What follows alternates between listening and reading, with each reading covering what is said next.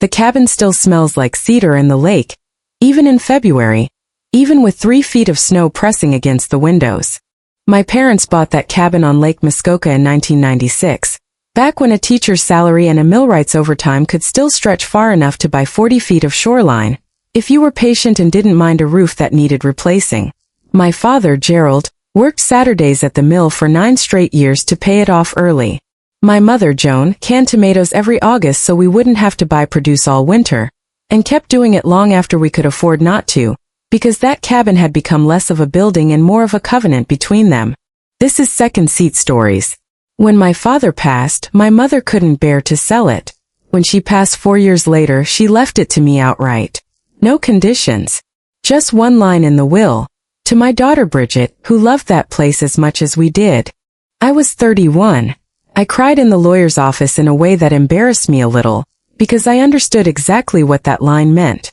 26 years of mortgage payments in canning jars and Saturday shifts. Every Christmas we'd ever spent up there with the wood stove ticking, and my father reading the same farmer's almanac every year like it might say something different this time.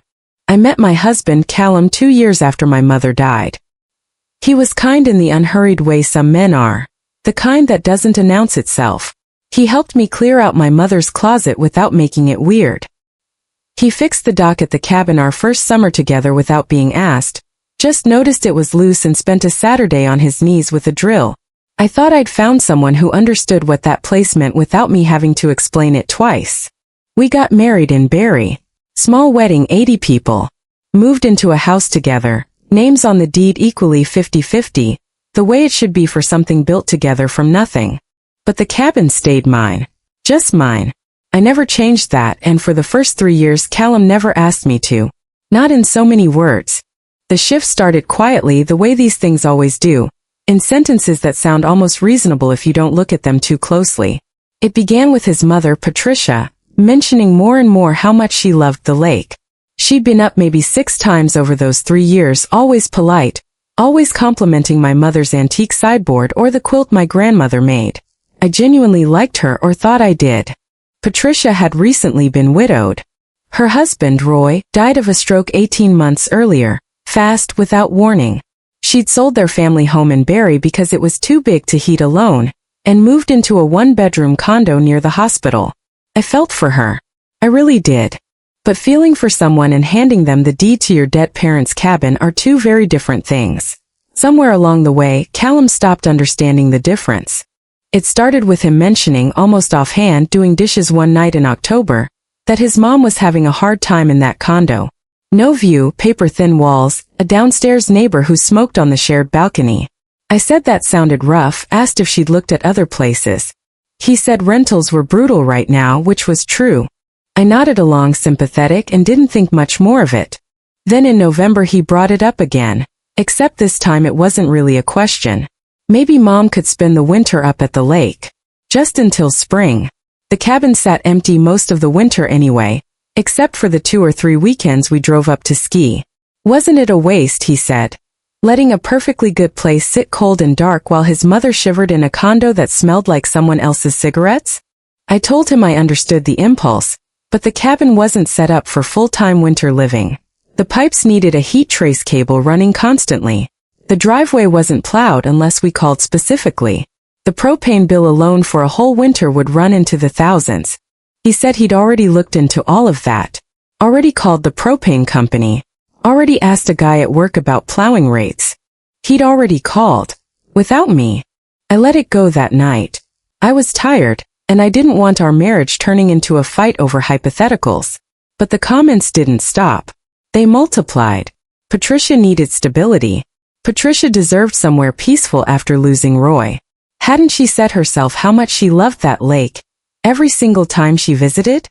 Wasn't family supposed to take care of family? I noticed the way you notice a draft before you find its source. He never once said, "Ask Bridget," or if Bridget's okay with it. It was always just a plan, unfolding, narrated to me after the fact, like my agreement was a formality that would naturally follow once I'd heard enough reasons. 3 days later on the Tuesday, Patricia showed up at our house with 2 suitcases already packed, sitting in the trunk of her Buick like she'd been waiting for the green light her whole life. I saw those suitcases through the back window of her car before I even saw her face, and something in my stomach dropped, the way it does when you realize a thing's already been set in motion without you. She came in with that same warm, practiced friendliness, complimenting whatever I had on the stove, asking about my work. And then, without much preamble, she said she'd brought a few boxes of Roy's things she wanted to put up at the lake house. Did I think the smaller bedroom got good morning light? She'd always wanted a room that caught the sunrise. The lake house, not my cabin. Like it was a shared family asset she had equity in, simply for having visited 6 times and admired a quilt. I looked at Callum standing near the stairs, hands in his pockets, not quite meeting my eyes, which told me he knew on some level he'd overstepped, but had already gone too far down the road to turn around. Patricia held her hand out to me, actually held it out, palm up, and asked, with the kind of casual entitlement that takes real effort to manufacture, if I could get her a copy of the cabin key cut before the weekend, since she'd like to head up Friday and get settled before the snow came in. The kitchen went very quiet. I could hear the fridge humming. Somewhere upstairs the furnace clicked over. And in that silence I felt something move through me that wasn't rage yet. Something colder and steadier. The specific calm that arrives when you finally see a situation in its entirety instead of in pieces. I looked at her outstretched palm. I looked at her face, entirely confident the world would keep arranging itself around her. And I smiled. Not a polite smile. The smile of someone who knows exactly what they're about to do. I set my spoon down, wiped my hands slowly, because I wanted the next few seconds to feel as deliberate as I needed them to be. Patricia, I said, I think there's been a misunderstanding, and I'd like to clear it up right now while the 3 of us are standing here together. My voice didn't shake. That surprised me too. I told her the cabin was not Callum's to offer, because it had never belonged to him in the first place. I told her it wasn't something I was willing to share the way she seemed to imagine. Some communal family asset that came bundled with marrying her son. I told her slowly, so there could be no confusion later, that the cabin belonged to my parents first. That my father's 9 years of Saturday overtime were in the timber of that place. That my mother's 26 summers of canned tomatoes were folded into its walls. That when my mother signed it to me, she wasn't handing me real estate. She was handing me the only physical proof that 2 people had loved each other, and loved me, enough to spend their whole working lives building something solid. And I was not going to hand any piece of that to a woman who'd shown up at my front door with suitcases already packed, calling it the lake house before she'd even been invited to stay. Patricia's hand dropped, not gradually the way things drop when your body simply stops holding them up. Her face, which had carried that warm certainty since she walked in, went still, then pale. A genuine, unrehearsed kind of pale. Callum said my name. Just my name, the way you say it when you don't have anything ready to follow it. I turned to him because what came next was really for him. I told him I loved him, and meant every word I'd said, marrying him at that little church with 80 people and a borrowed sound system. But love didn't mean handing over the only thing I had left of my parents to someone, however kind, however recently grieving, who wasn't my parent, and had no claim to what they built. What's mine is ours was true for what we'd made together. Our house. Our savings. Our life. My parents' inheritance was a different category entirely. Sacred in a way that didn't bend just because we'd signed a marriage license. And somewhere in his planning he'd blurred those 2 categories together. And I needed him to separate them again out loud right now in front of his mother.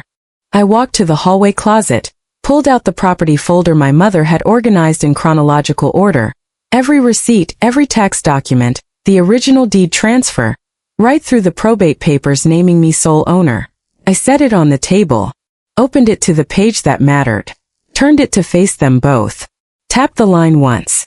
My name, only my name, not Callum's, not a joint tenancy, not a family trust. Mine in plain black ink that left no room for negotiation. Patricia looked at it a long time. So did Callum. Something shifted in the line of his shoulders, a slow deflation, like air leaving something that had been overinflated far longer than either of us wanted to admit. I told Patricia, without cruelty but without softening it either, that she was welcome at the cabin as a guest, the same as she'd always been. That guest rooms exist for guests. That I held no grudge against her, and no desire to drive a wedge between her and her son. But the conversation about keys, about moving in permanently, about treating my parents' cabin as some kind of retirement solution for her, that conversation was finished.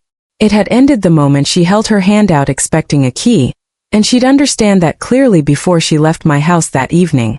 She didn't leave angry, which surprised me. I'd braced for anger. She left with something quieter. A recalibration. The look of someone realizing the room she'd walked into wasn't the room she'd planned for. Callum drove her back to her sister's place that night, an hour each way in the first real snow of the season, and came home close to 11. He sat across from me at our own kitchen table and didn't say anything for a long time.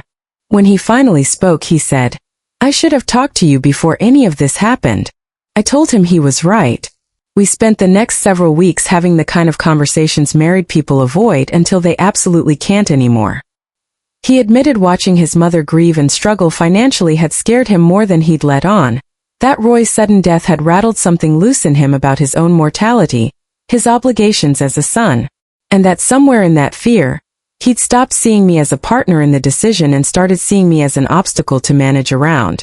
I told him that was the most honest thing he'd said to me in months, and that I needed him to understand that fear doesn't entitle you to someone else's inheritance, even when the fear is real and the person you love is hurting.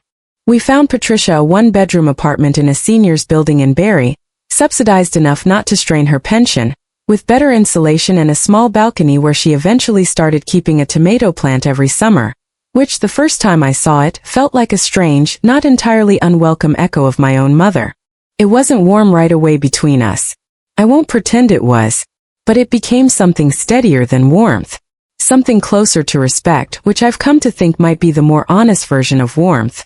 It doesn't ask you to feel a thing you don't feel yet. It only asks you to acknowledge what's actually true, and act accordingly. The cabin still smells the way it always has. Cedar. Wood smoke.